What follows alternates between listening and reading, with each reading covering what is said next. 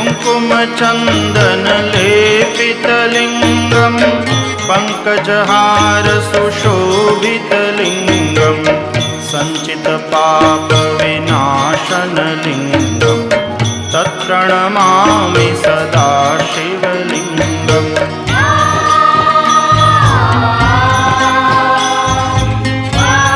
कुङ्कुमचन्दनलेपितलिङ्गं पङ्कजहारसुशोभितलिङ्गं सञ्चितपापविनाशनलिङ्गं तत्प्रणमामि सदा शिवलिङ्गम्।